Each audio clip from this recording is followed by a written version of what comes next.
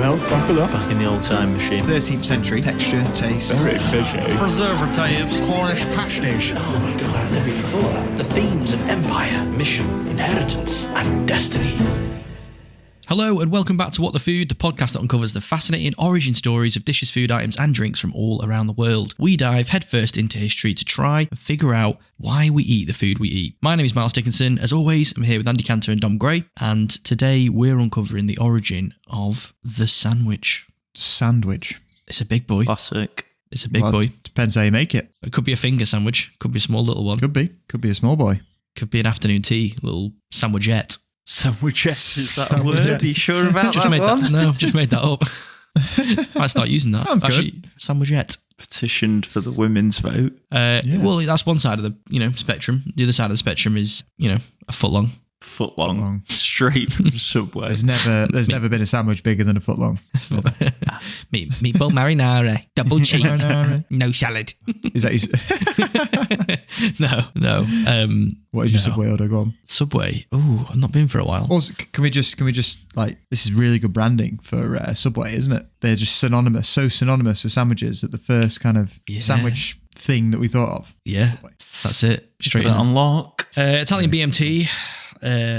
Toasted. Yep. Obvs. Mm-hmm. Yeah, come on. Well, bread. The first question is the bread. That's what the first question an artist will ask you. They'll literally be looking at you. You've just given them that order. They're like, he's not even told us what the base is. He stood at the ovens waiting. Put it in your hands directly. He's put me a salad together at this point. Yeah. It's got to be hearty Italian, I think. Nice, Yeah. coarse. But there's not much funkiness going on. It's just quite a simple one. Yep. Cheese toasted, all the salad except All of carrots. it? Don't want carrots on there. But put everything on there, and then maybe like some mayonnaise, or sometimes there's like a little ranch or something. I don't know. Yeah. Why are you getting all coy about it? Yeah, that is that ranchy little dirty secret. Sometimes you feel a bit naughty. Gonna get a ranch. Yeah. What about you boys then? Nice. Subway, what are you getting?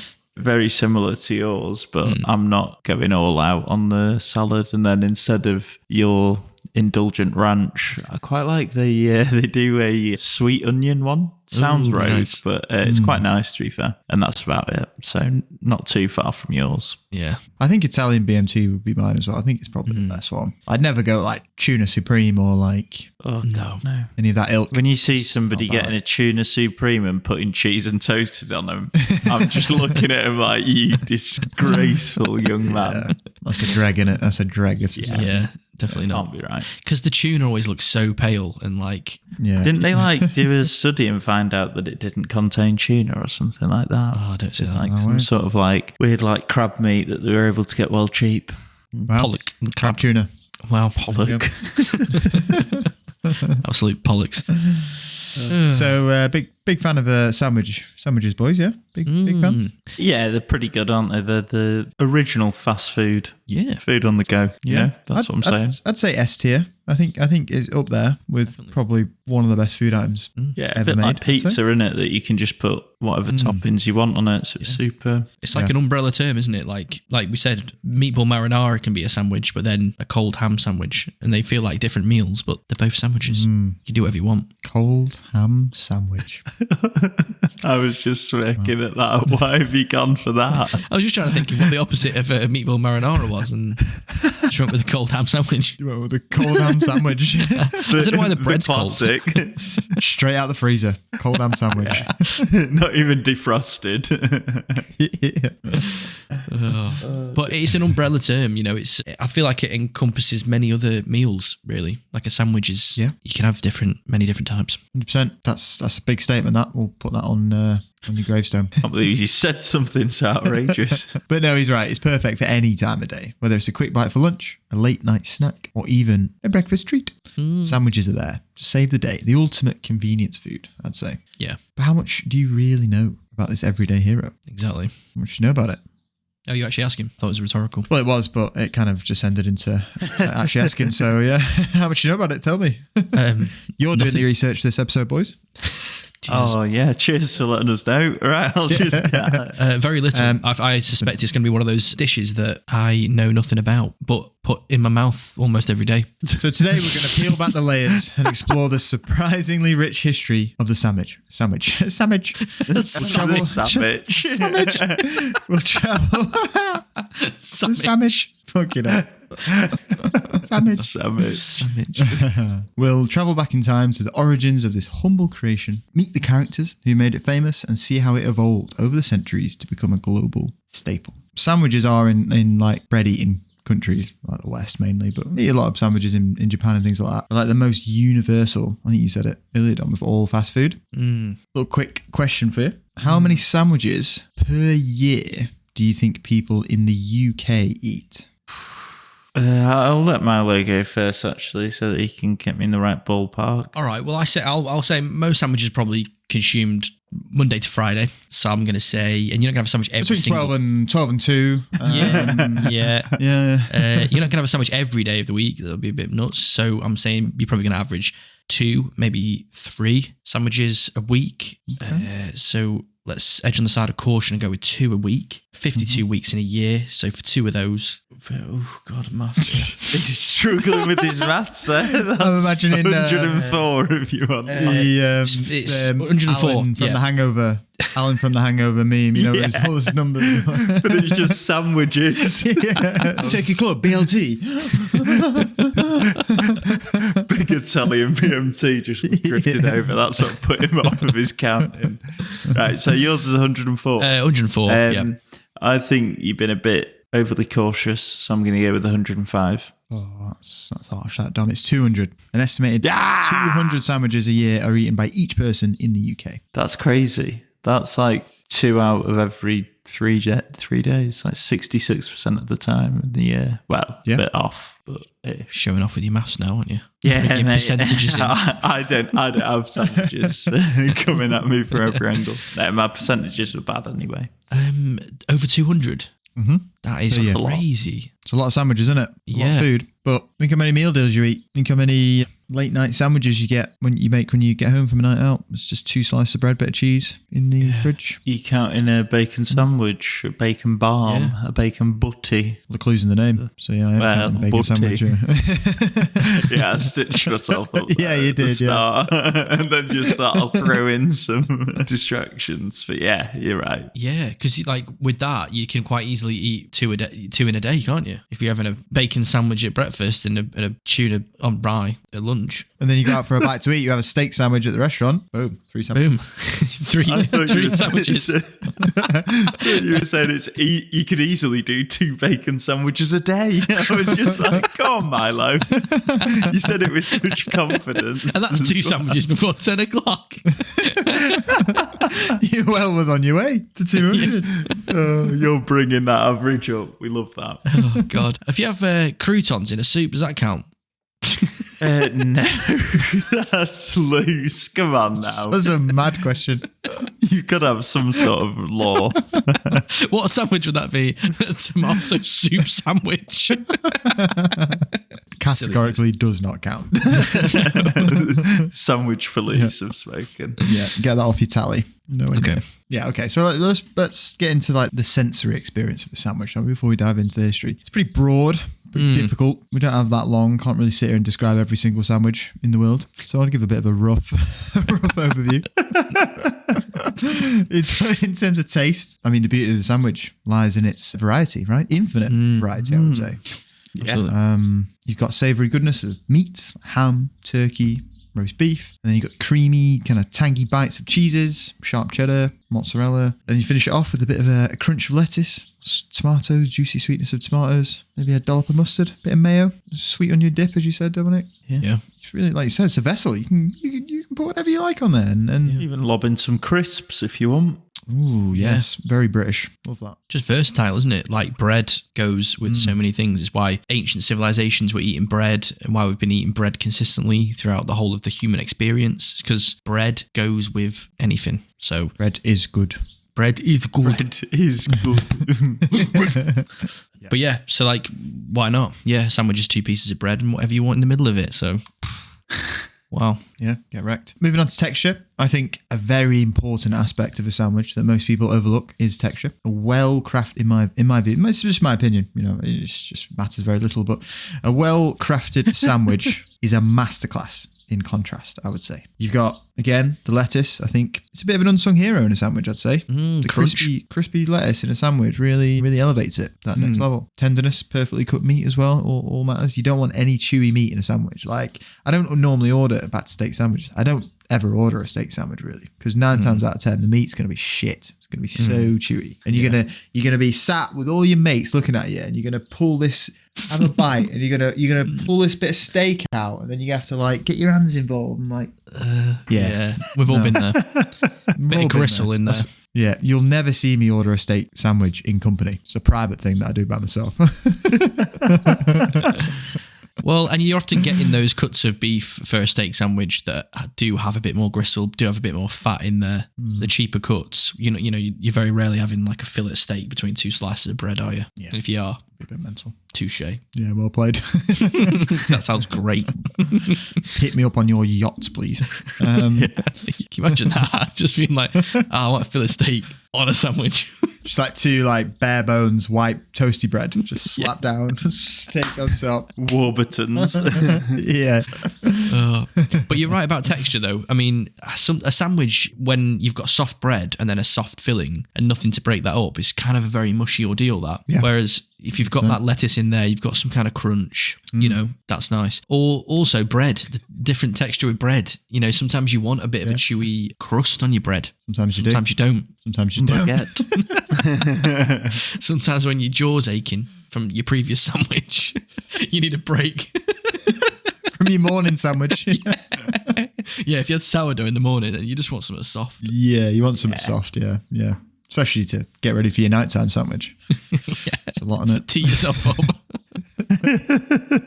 Ease into it. So yeah, I mean, texture's everything, I think, when it comes to a sandwich. Smell is also, again, massive variety. But yeah, just take a moment to smell your imaginary sandwich for me. Take a real deep huff of that bread. That's it. Real get between them 2 slices. What are you smelling? Warm wheat. Warm wheat. Warm wheat. And then beef shin ragu. Wow. Mouthful. Why are my sandwiches so wet? I was so wet. Sounds like a sloppy ordeal, that lad. Meatball marinara. I said like a tomato soup with croutons. Yeah. Beef shin ragu. That's crazy. No. Oh, God. Miles likes his sandwiches dripping. Dripping. Couple of towels on the side. Towels. Dry himself off once he's finished. Yeah. And then finally, appearance as well. They look great, I think. Sandwiches, very, very easy to... They photo very well, especially like you make them, you chop them in half, fold them so you can see kind of the innards. Yeah. Makes a good picture. Very easy pick, that. Exactly. Your cross sections, you've got kind of bright green, fresh lettuce or salad leaves in there that break it up. You've got your meat. You've got usually like a brightly vivid coloured sauce in there as well. Ketchup tomato vibrant. Yeah. It all looks good. Yeah. Even like a kind of rustic kind of baguette with prosciutto looks fucking great. Yeah. Let alone a layered beauty like a club sandwich or something like that. Whoa. Avocado. Now we're talking. Bacon. Now you got me moist smells. Ooh, good. Just needs a side of beef dripping sauce. Just a bowl of stock to pour over my sandwich. Stock.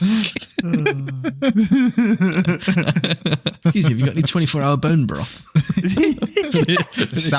Sandwiches are a little dry. Yeah. It's a touch dry. That's why I tell you boys to bring 3 towels wherever we go.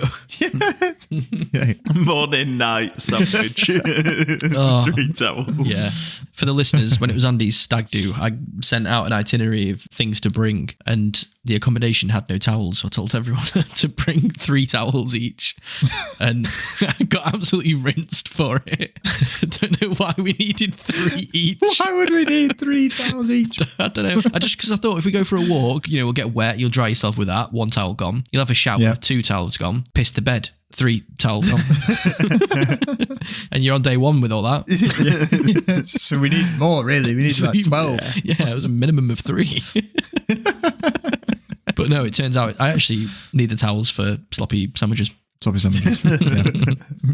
So yeah, I'm not going to tell you how to suck eggs. You know what a sandwich is. You know, you've experienced hopefully a sandwich before in life. Now that we've whetted our appetites, let's dive into it though, shall we? Let's dive into the rich history of how this beloved food came to be. So the first stop on our journey is in fact ancient Jerusalem. So picture this, you got the bustling city filled with the scents of spices and the hum of trade. Here we find Hillel the Elder, a Jewish sage from the 1st century BC, known for his wisdom and his culinary foresight. Wow. Okay. I used to teach a child called Hillel who was Jewish as well. So Well, I thought you were going to say you used to be mates with him.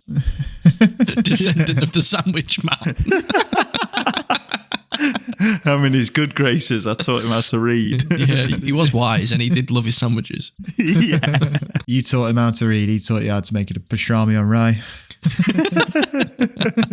During Passover, Hillel, the elder, not the child, would create what would be considered he might do this, I don't know.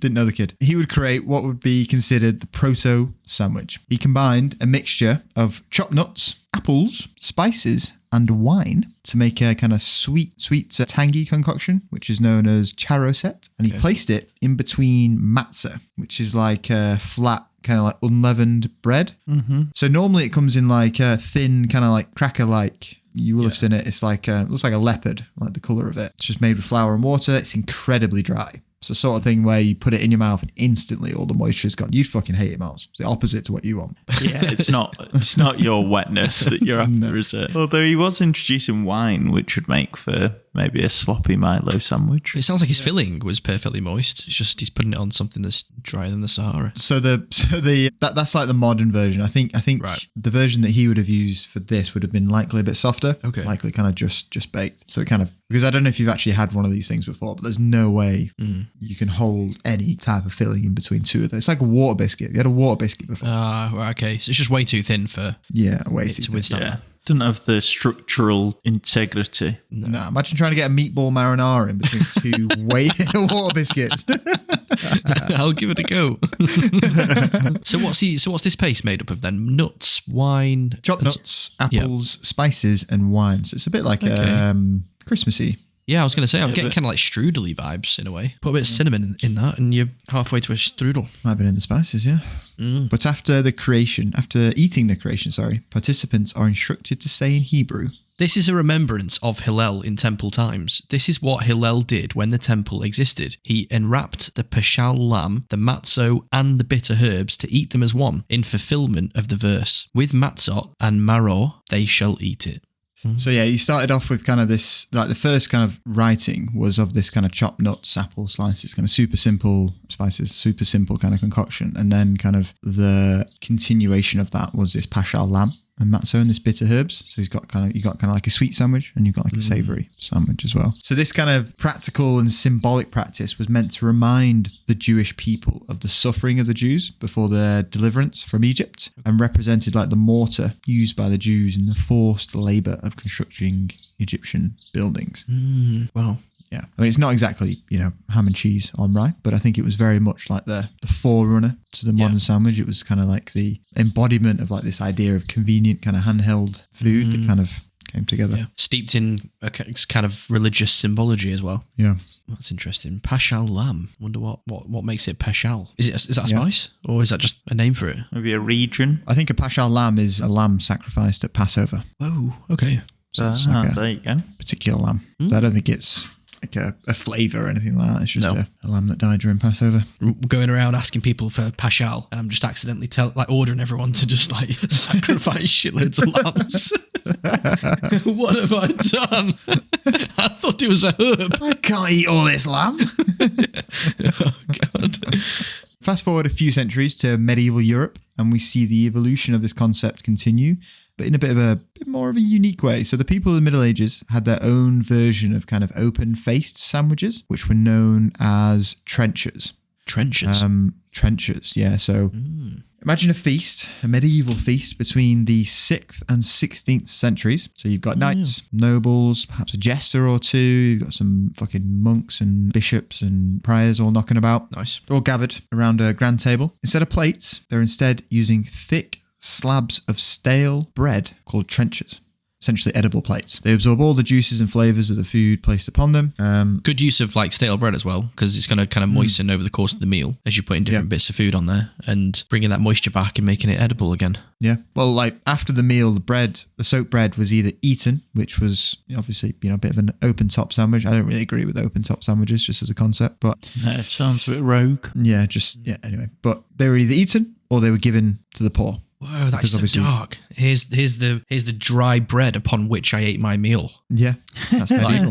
Wow. That's the medieval society for you, mate. Well, brutal. Divergence, the gap between the peasants and the nobility was very large. Very large. But I mean, it wasn't exactly portable like today's kind of sandwiches, but it was definitely practical and it reduced waste massively as well, which was good. And these open top sandwiches have gone full circle because now at hipster cafes, you can order an open sandwich. People are eating open sandwiches because they're trying to reduce carbs. Yeah. And I don't like it. It makes me feel uneasy. No, there's a place in Vienna that Caddy and I walk past quite often. It's like a really posh open top sandwich place. They only do open-faced sandwiches. So they've got like nice kind of like German bread, and then they'll have your filling, and it'll be like so delicately positioned on top of the bread. It'll be like they look amazing, they look beautiful, but you essentially buy it. It's probably like €10 for a sandwich, and then you just got this like open top sandwich. It looks great, but as soon as you take one bite, Falling apart. it's being dished all over the floor or plate. Yeah, it's not really. It's losing the convenience that makes it great there. But it's also your hands either side applying the pressure from top and bottom is what keeps the filling in. So that when you're taking a bite, you're getting an equal amount of all of the different fillings to create a flavour combination that the person who made the sandwich intended. You're not getting that with this. You're right. You're absolutely right. Well, I managed to find a quote from a author by the name of Geoffrey L. Singham in his book, The Middle Ages, Everyday Life in Medieval Europe. This is his observation on the trencher. The play setting also included a trencher, a round slice of bread from the bottom or the top of an old loaf, having a hard crust and serving as a plate. After the meal, the sauce-soaked trenchers were probably distributed to servants of the poor. Food was served on platters, commonly one platter to 2 diners, from which they transferred it to their trenchers. Beautiful. Cheers, Geoffrey. One platter for 2, so you kind of there's a bit of a sharing thing happening here. Bit of tapath. Medieval tapath. Medieval tapath. Trencher is an interesting name. I wonder how it got that name. Because you're left with something sloppy, like you are in a trench. Maybe. Yeah, maybe. That'd be an interesting little thing to look up. Just going back to your cafe that does open sandwiches. As someone who owns that establishment, it's kind of annoying because you're left with odd amounts of bread as well. Someone's having proper sandwiches and someone's having open sandwiches. You slice. No, they only do open sandwiches. Oh right, in that case it's fine. Crack on. Yeah. No, they started off probably doing both, and then they came to that conclusion. Yeah, we're left with so many scraps of bread everywhere. Right, from now on, open sandwiches, that's it. Yes, it's one or the other. We're going Done it to themselves. They've earned it. But yeah, the use of trenchers showcases like the early ingenuity, very much laying the groundwork for the more refined sandwich making methods that we're just about to get to. For the trenchers, it wasn't just about convenience, but it was maximizing resources and ensuring nothing went to waste. So these early forms kind of might not have had the finesse of today's deli delights. Definitely not. But like I said, they certainly paved the way. Now, when I was doing the research for this part, like this whole time when I was doing the medieval bit, I was like asking myself, like, what then were sandwiches called before they were sandwiches? Because surely bread was around, cheese was around, hams, like surely people were eating sandwiches before they were called sandwiches. So I went down a bit of a rabbit hole, and luckily for me, Mark Morton, who's author of Bread and Meat for God's Sake, asked himself the same question in 2004, which is a great name, isn't it? It's like he's pissed off. It sounds like he got a bit frustrated when he was going down said rabbit hole. So in his book, Bread and Meat, he writes, After combing through hundreds of texts, mostly plays, a possible, through somewhat prosaic, answer emerges. The sandwich appears to have been simply known as bread and meat, or bread and cheese. These two phrases are found throughout English drama, from the 16th and 17th centuries. For example, in an anonymous late 16th century play called Love and Fortune, a young man pleads for a piece of bread and meat for God's sake. Around the same time, in The Old Wives' Tale by George Peele, a character confesses, "I took a piece of bread and cheese and came my way." Shakespeare uses the phrase too in The Merry Wives of Windsor, where Nym announces, "I love not the humour of bread and cheese." So you have it. In the different literary sources are all using the same kind of bread and cheese, bread and meat. Simple. Bit of a mouthful though, isn't it? It's not quite sandwich. Bread and. No. Bread and. Bread and, yeah. Very basic. It's very literal. Well, we evolve, we get better. Yeah. And that's what happens next. Because how do we get the name? How did it all come from? No idea. Isn't there a place called Sandwich? There is a place called Sandwich. Does that have anything to do with it? John Montague was born on November 13th, 1718, into an influential family. So 1718. So his title, the Earl of Sandwich, was inherited from his grandfather. Young John was educated at Eton and Trinity College, and also Cambridge, where he lightly developed his taste for the finer things in life, including his love for good food and leisure. So Montague is obviously an earl, right? So pretty good title, I think, to have. I'd love to be an earl. Tidy. Yeah, it's pretty cool. And because of his earldom, it meant that he was able to... Earl. He had a career, essentially, because of his earldom, really. Bit of a mixed bag, though, punctuated by significant achievements, but also notable controversies. So, Mr. Montague, the Earl, he held several positions in the British government, including Postmaster General and First Lord of the Admiralty. Wow. Okay. Good sounding ones. Yeah. Yeah, sounds good. Postmaster General sounds sick, doesn't it? Yeah, sounds like you do some business. Yeah, it's actually just filing mail. His tenure in both of those roles were marked by significant naval reforms, military strategies, and some kind of like reforms within the postal service, whatever the fucking Postmaster General does. Posts about. He's fucking posting letters on time. Stop it. It's my job. It's my job. Postmaster General. It's my honour. So, as the First Lord of the Admiralty, he played a crucial role in the 7 Years' War and also in the American Revolutionary War as well. So, he was involved in both of those. And he also supported Captain James Cook's exploratory voyages around the world. So, he's a big dude, this guy. Stuck into everything, didn't he? He did. His wife was like, "Can you sit down for 5 minutes? Yeah. Post down. Senior. Put your admiral hat down and all, and sit there and have a bit to stew. Have a cup of tea. Say, Christ." In fact, in Montague's support for James Cook was so appreciated by Cook that he named the Sandwich Islands in his honour, which is now Hawaii. Whoa. No way. Oh, they should have stuck with Sandwich Islands. Yeah. Get way more tourism. Yeah, so he had a pretty illustrious life, I'd say, pretty illustrious career. He's done some cool shit. But we don't care about any of that. Well, let's get to why we're really at the sandwich, eh? So Montague's gambling habits were notorious. This guy's not perfect, Nobody is, right? He was an avid player, often spending long hours at the gaming tables, again, never seeing his wife. And it was during one of these marathon sessions that the idea of the sandwich. No way. So the first written record of the word sandwich appeared in Edward Gibbon's writing. Gibbons. I just love that second name. It's brilliant. Yeah, Gibbons. good one. Gibbons. Anybody from Gibbons? Edward Gibbons was born in 1737, lived until 1794, and he kept a journal. And in 1762, November 24th to be exact, Gibbon recorded his surprise at seeing a score of two of the noblest and wealthiest in the land seated in a noisy coffee room. A little table covered by small napkins, supping off cold meat or sandwiches, cold meat and bread essentially, and finishing with a strong punch and confused politics. He writes in his journal, "I dined at the cocoa tree. That respectable body affords every evening a sight truly English. 20 or 30 of the first men in the kingdom supping at little tables upon a bit of cold meat or a sandwich. Beautiful. Cheers, Wow. cheers, Gibbards. Yeah, it's the first ever mention of, first written mention of sandwich, that. Whoa. Wow. Supping at the little tables upon a bit of cold meat or a sandwich. Yeah. Wow. So the Cocoa Tree, which is located at Pall Mall and St. James's Street in London. It was a super fashionable gentleman's gaming club in London in the 18th century. There was loads of gaming houses in London, but this They're was in like... there having a sawney. They're in there. Well, Montague's in there. He frequented it a lot.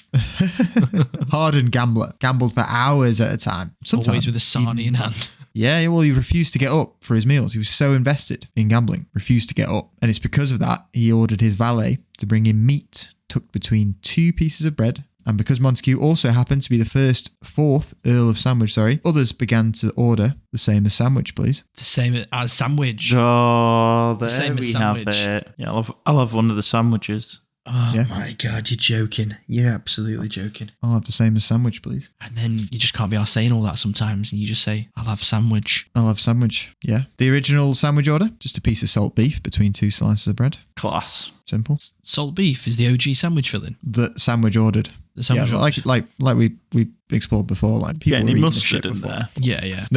No mustard. Just No, raw just dogging it. What the hell? yeah, straight dry. Can't be right. Nah. Just lost my respect there. Way too dry for Maybe me. a nice little pickle. Yeah. A bit of mustard. Revoke that earldom. Yeah. Yeah. Give it to me. Well, I guess if he's at these tables and he's gambling, he doesn't want to eat something with a knife and fork that's going to take him away either. Take his hands away. At least with a sandwich that's on 2 pieces of dry bread, he can kind of hold that as he's doing what he's doing, maybe playing cards. Exactly. And his fingers don't get wet and they don't wet the cards up, Yeah. Yeah. That's what that mustard will do you. Or mayo, or beef dripping, or beef shin ragu. Can't be playing blackjack and having a beef shin ragu sandwich at the table, can you? imagine the poker tournament and everyone's just eating dead fucking messy ass sandwiches. Good way to get in the head, though. It's like bits of fucking pickle dropping across the table. I know that's a 9 of diamonds because it's got a bit of beef stain on it. Yeah, exactly. Parked the cards of beef dripping.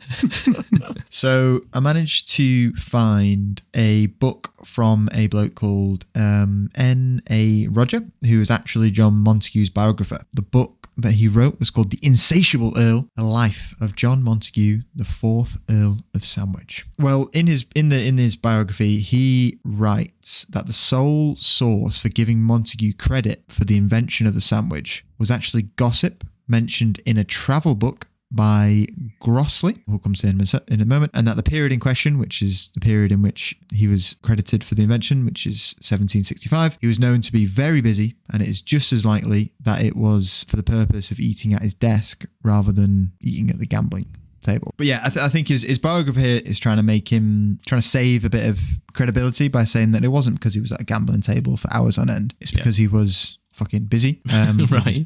Politics life. But this is the excerpt from the book. So it remains to consider the circumstances of the invention of the sandwich, which modern works suppose to have been designed to sustain its creator through long nights at the gaming table. The origin of the story seems to be a passage in Pierre-Jean Grossley's Tour of London. And Grossley was a Frenchman, and his book is a piece of travel literature. It's kind of like Lonely Planet precursor sort of thing. And this is what Pierre writes in his book. A minister of state passed 24 hours at a public gaming table, so absorbed in play that during the whole time he had no substance but a bit of beef between 2 slices of toasted bread, which he ate without ever quitting the game. This new dish grew highly in vogue during my residence in London. It was called by the name of the minister who invented it. So that's Pierre's writing. Pretty perfectly delivered. I don't know, there were moments of Scottish or something in the middle, but... Okay, that's interesting though. A minister of state passed 24 hours at a public gaming table. He was so involved in the play during the whole time that he had no substance but a bit of beef between 2 slices of toasted bread, which he ate without ever quitting the game. He's just a modern day gamer. Yeah, he's a gamer. Yeah. Wow. Now, unfortunately, there's no supporting evidence for this piece of gossip, and it doesn't seem... I mean, it could have happened, but I think it's more likely the fact that the Earl of Sandwich at this time was a cabinet minister, so very busy. And it's just as likely that it would have been created because he was working at his desk constantly. Yeah, and French people, as we know, they like to stir the pot a bit, don't they? Get their little fingers in and fuck stuff up. Yeah. You're dead right. Fuck stuff up. Do you know what I mean?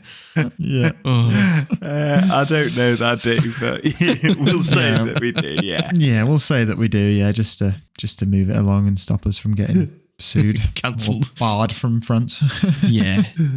So yeah, while there is doubt in terms of like how like his motivation and what he was doing, there is no doubt that he was the real author of the sandwich. He was the real kind of inventor, or the reason why it was named what it's named after. Yeah, actually. I mean, it's a surname that is quite unique, isn't it? I think maybe even at that time, like you don't hear many other surnames that sound like that. So there's a reason why they've kind of pinpointed him as the source. It's this love of bread and bits of meat with 2 bits of bread. Yeah, it's a great thing to be remembered for. Yeah, sandwich. A hell of a legacy, isn't it? Really. But it's like it's one of those words that's become so. I mean, it's become a thing, hasn't it? It's a sandwich. It's no longer someone's surname. It's to describe an inanimate object. It's hard to imagine sandwich as a surname now that it's so synonymous with the meal. Do you know what I mean? Okay. You would look twice if someone introduced themselves as John Sandwich, wouldn't you? Yeah, you'd think they're taking a piss, whereas back then it's like it was a legit surname. Yeah, Sam Sandwich. Yeah. You'd be like, what? Well, unfortunately, Montague passed away in 1792. So good job, Miles. But his name lives on in the humble sandwich, just as you said. It's a testament to his enduring influence throughout everyone's lives, I think. Everyone can love sandwiches. But whether he knew it or not, his simple request for a convenient meal has had a lasting impact on culinary history. So the next time you bite into your favourite sandwich, spare a thought for old John Montague, the 4th Earl of Sandwich, a man whose supposed love for gambling, or love of work, whichever you believe, and good food changed the way we eat forever. That's a hell of an impact. Think of all the sorts of stuff that humans can do because of sandwiches. Take a bit of food on the road with them. You know, you can go and do projects you couldn't have done before. Sustain you throughout life. No, definitely. So continuing on the timeline of humankind, we've got the Industrial Revolution kind of coming into the picture. It brings a seismic shift in the way that people lived and worked. With the advent of factories and urbanization, you've got a new working class emerging. These workers are facing long hours, demanding schedules, often with little to no time for leisurely meals. The art of sitting at a dining room table for 2, 3, 4 hours, no. You can't do that anymore. They're too busy. Too many mill owners telling you to get back to work. Yeah. Go on, get Exactly. it made. Get the Marmite in the jars. Get it. Get it! I'd be a shit mill owner. That would be very good. Come on, guys, get it! Big sign over the door. Get it. Get it. It's like Anfield. You got to touch it when you clock in. Yeah. Yeah. So enter the sandwich, a quick, portable, and satisfying solution to their needs. During this period, you've got street food vendors and sandwich shops beginning to flourish in kind of urban centres. You've got like these establishments offering an array of sandwich options, catering to the tastes and the budgets of the working population. They were very cheap to make, easy to carry, and could be eaten on the go. Like we said, perfect for kind of factory workers, labourers who needed a substantial meal during their 3-minute break that they get. Yes. Yeah, exactly.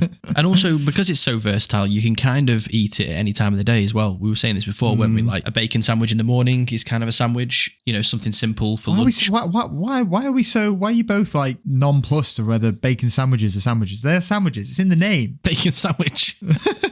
You both done it. What have you got against bacon sandwiches? Yeah. We're just bacon sandwich haters. Yeah, it's a real weird hill to be dying on for both of you. Oh dear.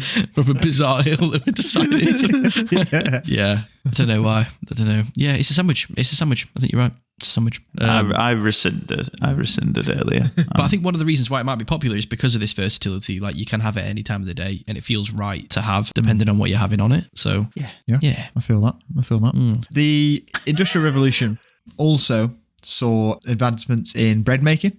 Obviously, key ingredient of a sandwich is bread. The invention of mechanized bread production made bread way more affordable way more widely available. This meant that sandwiches were not only easy to make, but also economical, further cementing their status as a staple food for the masses. Good bread makes a sandwich. It's so often overlooked. People concentrate on the shiny, saucy, gorgeous-looking fillings, and often the bread doesn't get thought about. But good bread, it makes a sandwich. You need good bread. Yeah, true baker. It's in your blood, isn't it?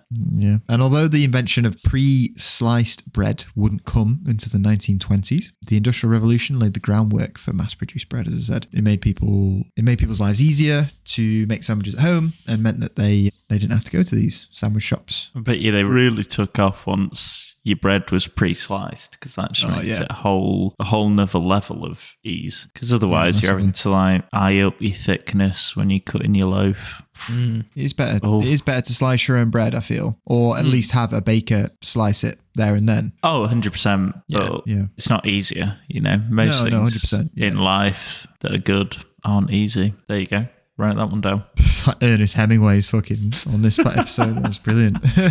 Yeah, mate. It's not just sandwich inspiration. I'm going life coach here now as well. Yeah, no. It's the same as like pre-cut fruit and veg, isn't it? Like as soon as you slice it open, it starts to lose some of that integrity, freshness. Yeah. When I worked in the bakery, I used to have to like stand there and slice bread in the machine once it had been made, and I'd stand there and slice loads of bread and put it in the packets and put the fresh bread out. But there'd be a couple that would leave whole, and they always wanted the whole one. They wanted to grab me and ask me to slice the whole one, even though I just sliced mountains of other ones. You can't blame them. The customer just wants to see it sliced so they know it's fresh. Did you try and hide from people so they wouldn't ask you to? Oh yeah. I just went round the back. AirPods in, round the back, switch the machine on, make some more baguettes. I've once walked in because I couldn't see anybody. Walked like round the back. Oh yeah, like people do. Yeah, people do walk in. Yeah. Wow. They shouldn't though.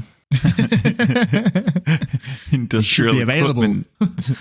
Well, should be waiting to slice the bread for me. Hello, sir. Welcome to the bakery at Sainsbury's. Can I slice a bread for you? Any of these loaves? Take off Auntie. I mean, we're laughing now, but that's like what supermarkets were like, and should be like. Yeah, there should be someone's like just waiting to serve. Yeah, customer service in the toilet. Exactly. Instead, you had me with my AirPods in the back, listening to Joe Rogan making bread. just customer screaming, old lady needs help, she's falling over. No idea. Okay. No. getting a rear naked choke, just like Joe Rogan. Oh dear. So the sandwich's rise in popularity during the Industrial Revolution, it's super well documented in literature and culture of the time. Charles Dickens, for example, mentions sandwiches in several of his works, highlighting kind of their role in everyday life and kind of how common they were. Here's an extract from his 1836 Pickwick Papers. Pickwick Papers. That sounds cool. Pickwick Papers. Terrible place, dangerous work, other day, 5 children, mother tall lady eating sandwiches, forgot the arch, crash knock, children look round, mother's head off, sandwich in her hand, no mouth to put it in, head of family off. Shocking. So this was his first novel, as you can tell. Yeah. What is this from? Pickwick Papers.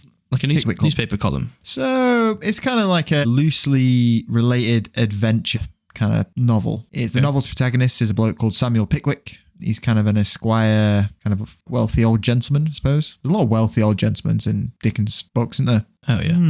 Yeah. But he's a founder of the Pickwick Club.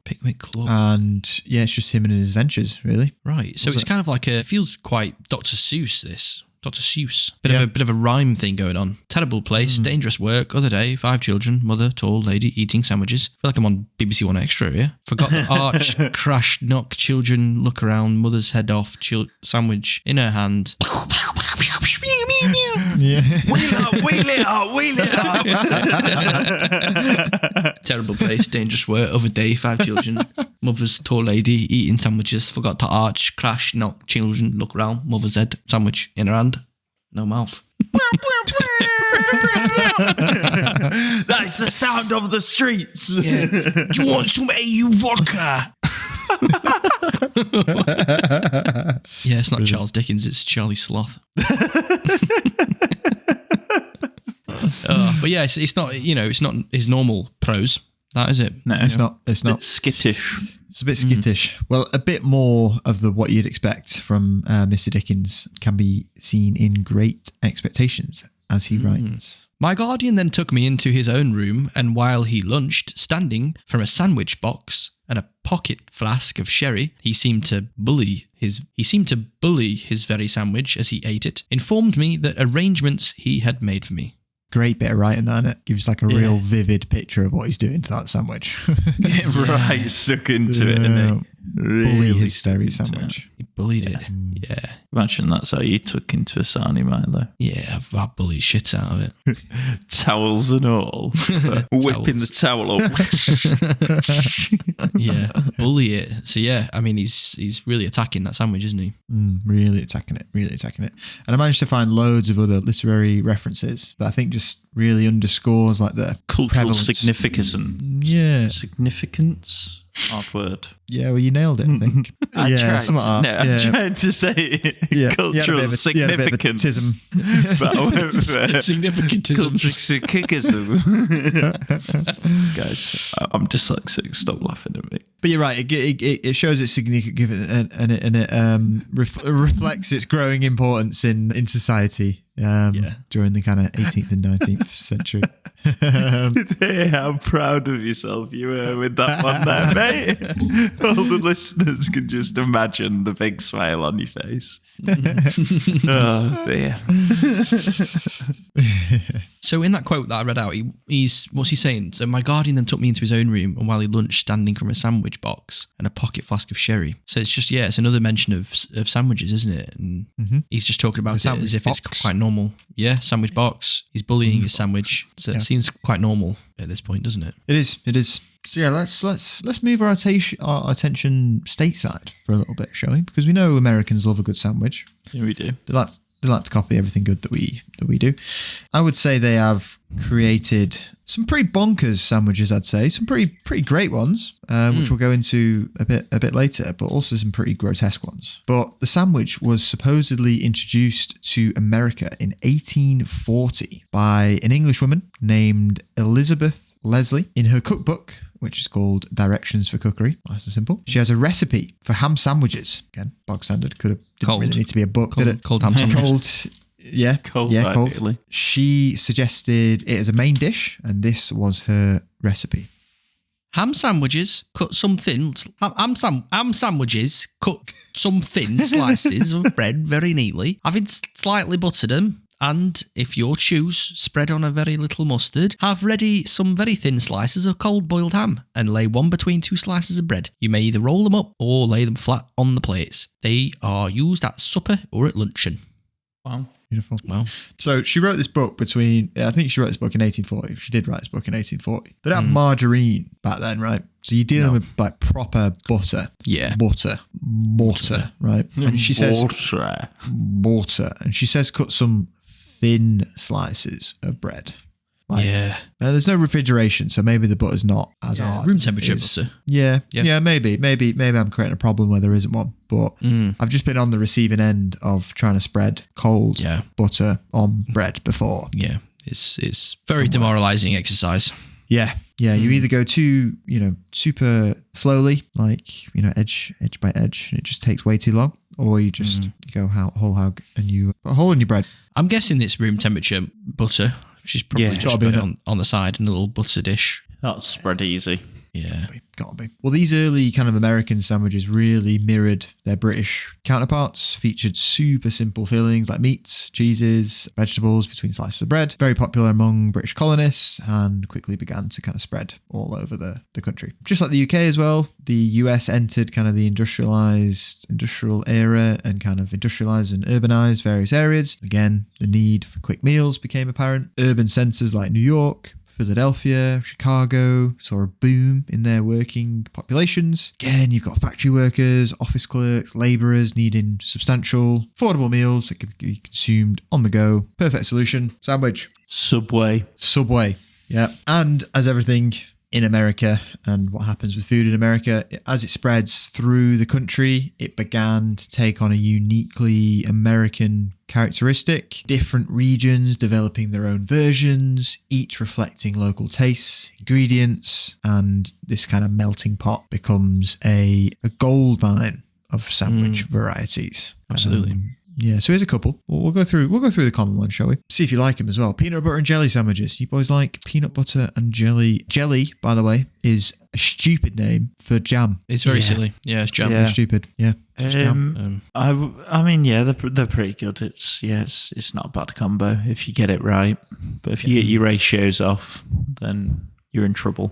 Yeah. I like it. Big fan. I like it. I prefer it with crunchy peanut butter. 100%. That texture. Comes back to that contrast of textures, like you said before. Yeah. I have smooth peanut butter, but crunchy jam on mine. Sounds like it might have gone out of date, lad. It's pips and seeds. Pips and seeds. Bit of roughage. Might be an acorn or two in there. Nice. So the PB&J sandwich became popular during the early 20th century. Okay. Peanut butter, as we know, during our peanut butter episode, it was introduced at the 1904 World's Fair in St. Louis, America. And people started combining it perfectly with jam, aka jelly, to create a sweet and satisfying meal. It's that sweet and savoury mix, isn't it? Again, sweet jam and kind of savoury-ish peanuts. Makes a good combo. Tale as old as time. Savoury-ish. Tale as old as time. Beauty and crunchy jam. Bit obnoxious salty-ish. calling yourself beauty, but okay.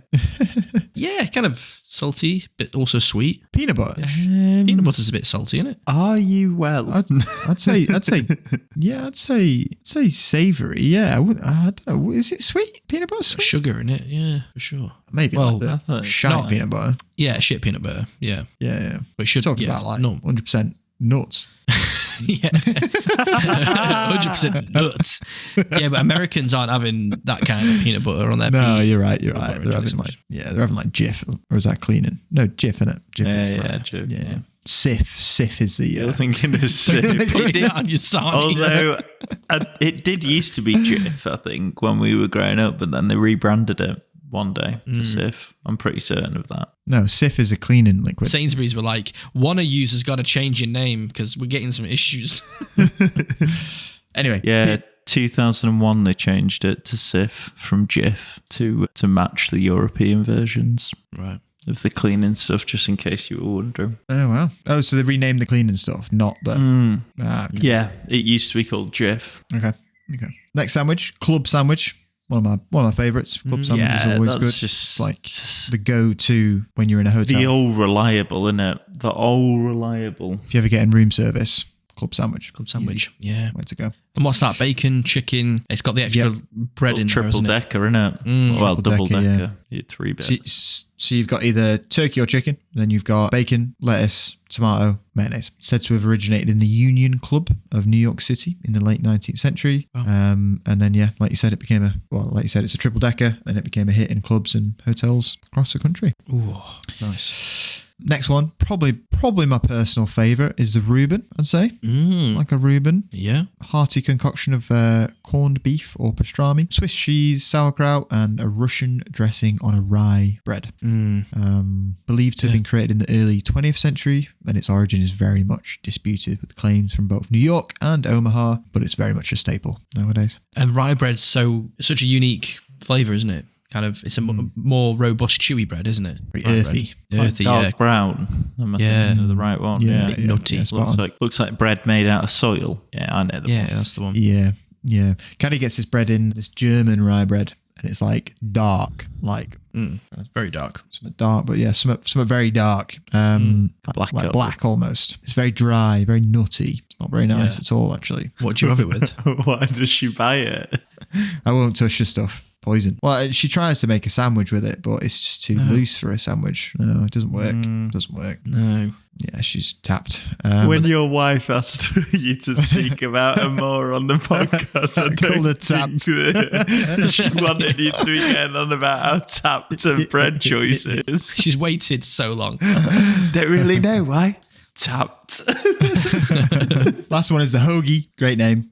Oh, Great name. It's also known as hoagies. It's known as subs or grinders. Again, brilliant.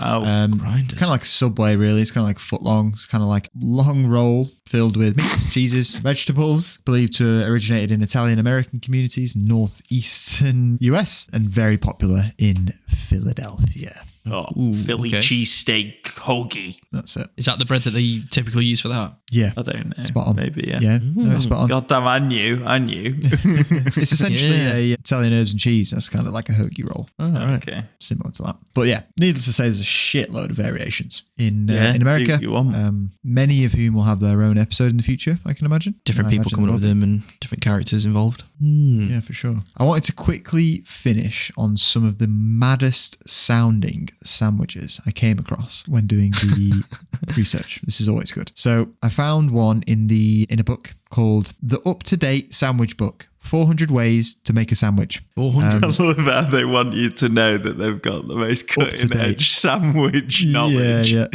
Like, Exactly. None of this 2 years ago bullshit. I'm on Yeah.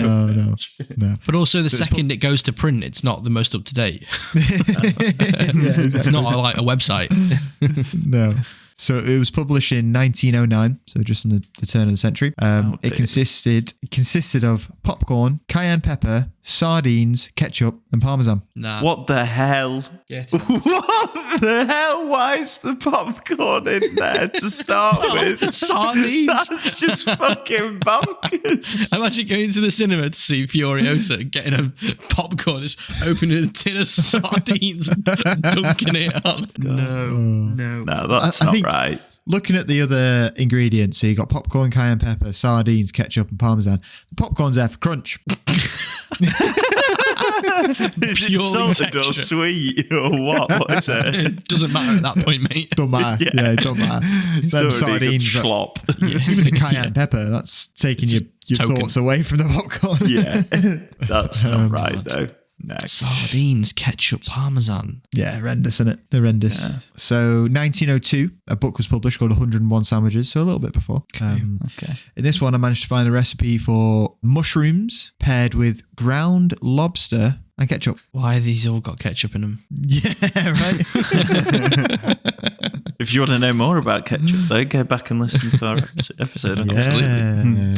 Look at Integrated marketing. Yeah. Yeah, you're kind Yeah. of fucking up a lobster there, aren't you? But Yeah, it just seems like what mushroom's going to be good enough to does- pair with. When do you have mushroom with lobster, though, in any other dish? yeah, never. No, never really. Rather just a lobster and like mayonnaise, bit of lemon juice sandwich. Yeah. You know? For sure. Back to 1909, that 400 ways to make a sandwich. Found another recipe for a sandwich called Bummer's Custard. Bummer's custard? What? Bummer's No way. Bummer's Custard. And it had Roquefort, which is like cheese, like a soft kind of cave cheese, brandy, olive oil, and Worcestershire sauce. Oh, Bummer's Custard. that's disgusting. That is horrible. Even the name aside, that just sounds so slop central. So slop central, That isn't it? sounds right up your alley, Milo. Well, I know, but- That's the kind of one that needs to come with a towel. I'm just going to absolutely annihilate a bummer's custard. Not Milo. Go to a little sandwich shop in St. Anne's. You do a bummer's custard or one of those. Yeah, Bummer's Custard. And then you've got in 1936, so you've got a book called 1001 Sandwiches. So they've upped it from 101 sandwiches. We're getting better now. Just do a handful and get them right. Yeah. Yeah, Do a right. few well. Yeah. This one might be okay. It's cream cheese mixed with cornflakes. No, Andy. No. No? Is that not all right? How's that all right? Nah, lad, come on now. Well, you'd have like a cream cheese and cucumber sandwich, right? So you're just taking the cucumbers out and putting cornflakes in it. It's fine. If I turned up and you made me that, I'd go home. I'd just go we're back. gonna try all of these sandwiches and we're gonna post reactions to them on our socials. Oh, Don't God. know about that. No, yeah, I think I'll have the cream cheese mixed with cornflakes, and Miles, you can have the Bummer's Custard. I'll have the bummer's custard if you have the sardines and popcorn. Yeah, all right. Just as long as I have to have bummer's custard. Yeah, and the last one that I managed to find was from a book in 1967, and that involved banana and salmon. Oh, no. They've gone wrong there. Get away. That's not right. Somebody's having a laugh there. Sliced banana, laid flat on a bread, layered with smoked salmon. Smoked salmon. That's a very wet sandwich. It's wet and tastes disgraceful. I tell you what, you do need to mention, and is your claim to fame for when you got, what was it? What newspaper was it? That was cream cheese and something. Featured your incredible sandwich, right? It was basically the cream cheese mixed with cornflakes. So that's what reminded me. So I have a food blog which I created during lockdown, cookedbest.com, and I needed some authority from sites pointing to my cooking blog. So I reached out to The Independent, to a journalist who was asking for the wildest sandwich ideas that people created during lockdown, I think was the thing. And I'd never made this sandwich, just completely made it up. But I mixed, my proposed wacky sandwich was cream cheese mixed with pickled onion Monster Munch, like smashed up. So I wrote out like a really detailed recipe on how to do it, to the point where I was like, give the Monster Munch bag 5 bangs with your fist on a flat surface, like that sort of level. And yeah, the journalist covered it, and I got a link from The Independent. And these poor people reading that column would have gone home and made that. We'll find that and feature it on the socials, and then maybe you can try it at home and let us know if Andy knew what he was on about or not. Probably not. But He didn't. Yeah. Spoiler alert. Maybe we'll try it. Well, I'll try it because I came up with it first, and then if it's shit, yeah, it's your responsibility.